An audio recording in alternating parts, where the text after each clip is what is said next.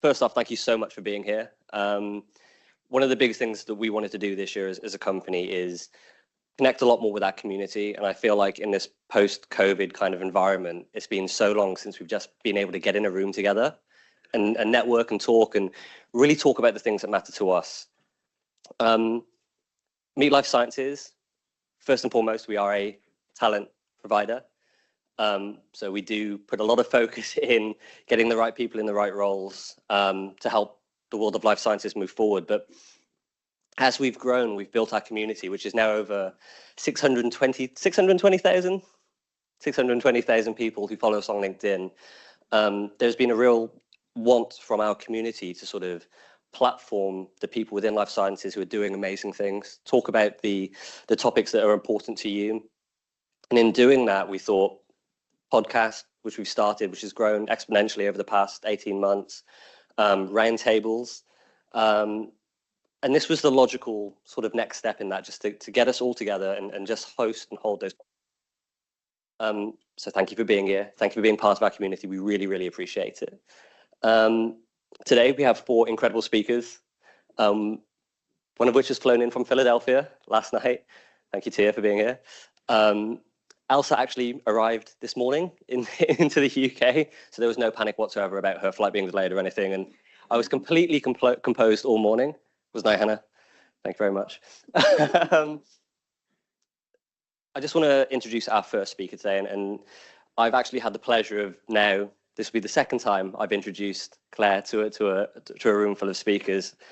Claire is the SVP of Talent at Meet, and that could mean many, many things. She leads our internal recruitment division, our learning and development division, and HR. But what Claire really does is she drives every effort to make Meet the best place to work that it can be. She is driving the vehicle to get us to the place where people are comfortable to come into work every day, be their true selves, and in turn, just be amazing at what they do. And other than that, she is just one of the most incredible human beings I think I've ever met. Definitely up there. So please, can we have a round of applause for Claire? You always say such lovely things about me. I don't have him on payroll, I promise. Thank you all for being here today, and it's such a privilege to be able to speak to you. So when you look at these faces behind me or to the side of me, what do you see? What do these individuals have in common? Well, I imagine you might say that they're all successful, they're high achieving, they're experts within their fields, and you'd be absolutely right to do so. It's a pretty inspirational lineup, let's face it. What you might not be aware of is that something else that connects them is that they've all felt like they don't fit in, they aren't good enough, or simply they're out of their depth. These feelings affect many successful individuals, but often remain hidden behind a veil of silence. Imposter syndrome. Now, imposter syndrome doesn't just affect those in the public eye. In fact, a recent study conducted by KPMG in 2021 found that 75% of female executives have experienced imposter syndrome at some point in their careers.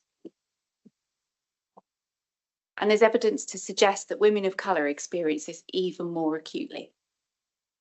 So looking around at this audience here today, I suspect that my maths might be ever so slightly off, but the point remains the same. That's 90 individuals within this room, a room full of successful individuals who have either experienced or are experiencing the impact of imposter syndrome. That's a really significant number that suggests that perhaps we need to do more about this in the workplace. And for the men in the room, don't want to leave you out, whilst imposter syndrome is most often linked to women, it's by no means exclusively so. You know, we've had highly successful individuals such as Tom Hanks, David Bowie, Robin Williams, all describing a feeling of being a fraud in their professions. So to be clear, when we talk about imposter syndrome, we're not talking about those occasional fleeting feelings of self-doubt, but rather a persistent feeling of being inadequate or fraudulent, despite having evidence of competence and success. So you may be thinking, as I've done, well, isn't this just a personal struggle? Isn't it something that I've just got to deal with? But I'd actually argue that given that this is something so many successful women experience, it has far broader implications for organisational dynamics and also gender equality in the workplace. If unsupported, imposter syndrome can reinforce inequality in pay and progression opportunities for women. It can have a negative impact on mental health and stifle the progression of individuals who could really add a significant amount of value to our organisations. There's also a real performance payoff for doing so. We know that diverse businesses are more successful businesses. So there's a piece of McKinsey analysis that found out that companies in the top quartile of gender diversity on executive teams were 25% more likely to have above average profitability than companies in the fourth quartile. If that's not a big incentive and drive for diversity, I don't know what is. So before we look at what can be done on an organisational level to address this, let's take a moment to explore some of the causes of imposter syndrome. So early childhood experiences, so particularly family dynamics and the messages that children receive about competency and achievement, can significantly influence the development of imposter syndrome in women. And this can begin as early as age 6, when girls often stop believing that they're smart, whereas boys are more likely to continue to think that their gender's gifted. And of course, in abusive households, I come from an alcoholic household myself, the impact of that is amplified. So this starts in childhood. It continues into adolescence, where there's an emphasis on appearance and social conformity, through to adulthood in the workplace. Societal expectations often mould perceptions of leadership where assertiveness is typically valued. So when women, and particularly women of colour, exhibit these traits, they might be labelled bossy, aggressive, pushy, which can lead to self-doubt, and in extreme cases, cultivating that smaller persona to fit in. Maybe someone won't notice me. I was guilty of this quite a lot. This can often lead to feelings of injustice, which can be a key factor in disengagement in the workplace.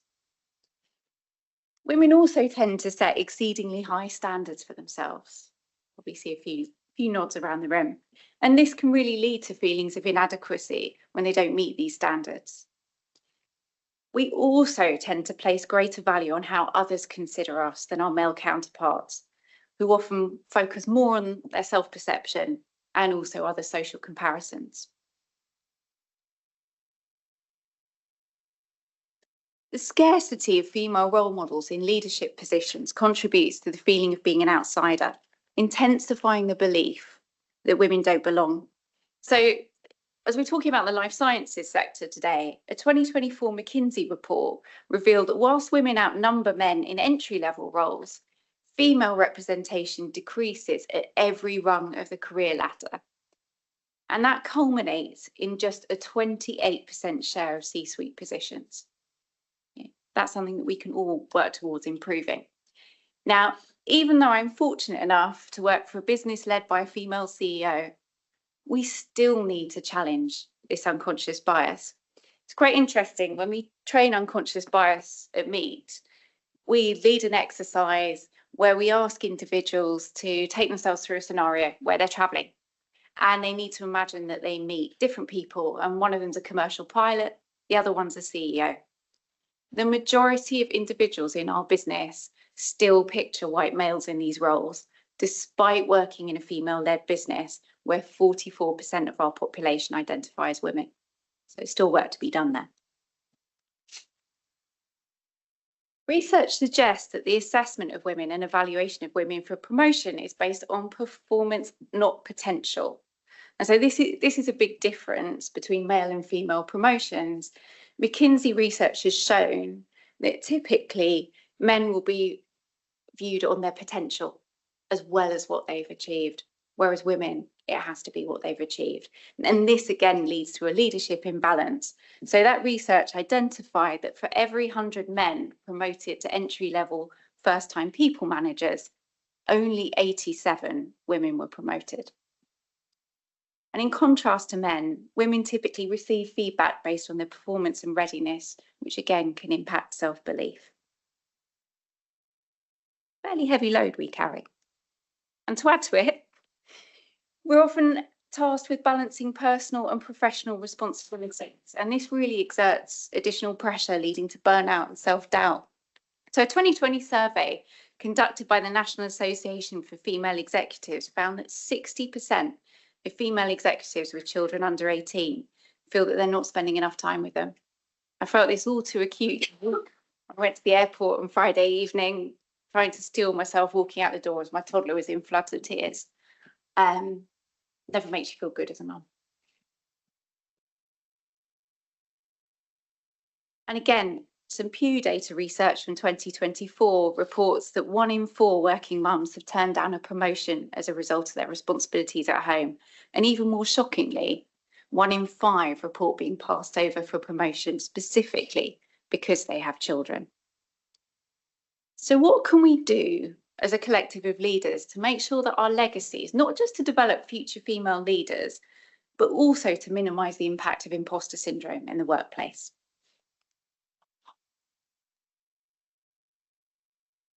So as you can imagine, it's quite a complex issue, so there's probably a bit of a layered approach here. So one of the things that I really value and am passionate about are mentorship programs. Establishing those initiatives that connect newer female leaders with experienced professionals can provide a really supportive environment, validates accomplishments, and offers guidance on building confidence and navigating workplace challenges. Mentors can act as both coaches and confidants and offer unbiased perspectives and resources to help develop strategies to manage self-doubt. And mentoring doesn't need to be formal to add value. It could just be an opportunity to network, have a check-in, sense check. You know, there should be some quite powerful connections here today that you could just call up and say, hey, what do you think about this? A fresh mentoring opportunity should be available every time in our careers. Over half of experienced executives surveyed by KPMG agree that the more successful they become, the lonelier it gets. And 12% and 32% rather identified with imposter syndrome because they didn't know others in a similar position to them, either personally or professionally. I've really seen evidence of the benefits of mentoring at Meet when we've connected experienced female leaders with both internal and external leaders. It's really created strong cross-functional relationships and help us build our global culture. So I would urge you that if internal mentoring opportunities are limited in your own organisations, use an event like today to cultivate some relationships that develop not only your personal network, but also could establish an external mentoring programme for you. Creating a system that celebrates individual recognitions and team successes boosts morale, right? We all know the value of praise. Individuals are most likely to question their competence when they're learning something new or they're trying something outside of their typical comfort zone. So acknowledging these milestones and successes when people put themselves out there is absolutely critical. And it can also reinforce the link between imposter syndrome and personal growth. Sometimes when we feel our most uncomfortable is when we're actually being challenged and we're developing and we're growing. Creating a culture that celebrates success is something that we've really put a lot of emphasis on recently at Meet. And I think we recognise that actually it was something that we could put more effort into and drive a bit more. And we're already noticing the benefits to culture and individuals' comfort and readiness to take on to new challenges. And that's ultimately leading to significantly increased performance.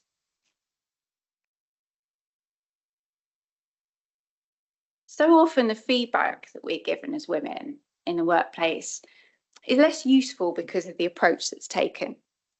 Feedback needs to be focused on the expected outcome and coupled with an achievable plan. Otherwise, we just risk reinforcing the behaviour that we're looking to avoid. I know this one only too well, but when women are consistently told they lack confidence, instead of inspiring change, this can actually cement their feelings of inadequacy and build on them. even more. So we need to be very deliberate and considered with our feedback. Something that we do at Meet is to really help individuals understand how they show up at work, what their values are, and how to work with them to increase performance. We've already used this approach successfully as part of individual coaching sessions, and now we're using them to build more balanced project teams, helping everyone to work together more effectively, but also understand the individual strengths that everybody contributes to the team. Let's imagine that we have two individuals asked to describe their performance at work. One asserts that they've personally exceeded expectations and they've delivered an outstanding result. Whilst the other delivers a really informative report. It's based on the same data, but they come to the conclusion it was the result of a team effort. Can you guess which individual was female and which was male? A few smiles in the room. If you guessed that the first one was male, you'd be right. Anton, you don't need to hide. It's okay. Research suggests that men are typically more comfortable with self-promotion in the workplace than their female counterparts. We know this, even if they have the same qualifications and achievements. In a study conducted by the National Bureau of Economic Research, female participants consistently rated their performance on test scores lower than their male counterparts, even though the average scores for both groups were the same. Whereas men on average gave themselves a score of 61 out of 100, women gave themselves 46 out of 100. And even when they were told that an employer would use those scores to A, determine whether they were going to offer them the job, or B, to determine what they were going to pay them, they still underrated their achievements. So introducing fair and consistent performance management processes with objective and transparent promotion criteria and set pay bandings can really help close this gap, as can ensuring that leaders receive appropriate training to use these mechanisms effectively. KPMG research has shown that to enable female leaders to combat the feelings of being an imposter, they need both a supportive performance manager and to be valued and rewarded fairly. Educating all employees on unconscious bias and gender stereotypes can help create a much more supportive culture, particularly when it's coupled with a hiring process that's fair, objective, and based on skills and competency assessments. This approach begins right from ensuring that organisations are targeting a diverse pool of talent from a broad range of sources, and also that they're reviewing job descriptions and adverts to make sure that they don't deter female applicants. That's something we've taken a lot of work to do at Meet, and it's already reaping a reward in the candidates that are coming through to us. A lot of you will be familiar with that Hewlett-Packard research that's been quoted many, many times. It says that men will apply for a job when they meet 60% of the criteria, whereas women will wait till they apply for 100%. I know that, and I think, hold to that when I'm looking at a job description or criteria. So this should really be a prompt for us as organisations to consider carefully the skills that we deem essential. We should also seek out examples of bias in organisations and use them to inform changes and improvements. As part of our inclusion strategy, we've been rolling out an inclusion survey to generate anonymous feedback from our teams to show how we can improve and learn from those improvements. We've also had some really powerful feedback from our leaders with using Harvard implicit association tests to understand their own bias. And that's really helped them both when hiring and also managing their own teams. And this, again, has resulted in a significant increase in new starter retention and performance.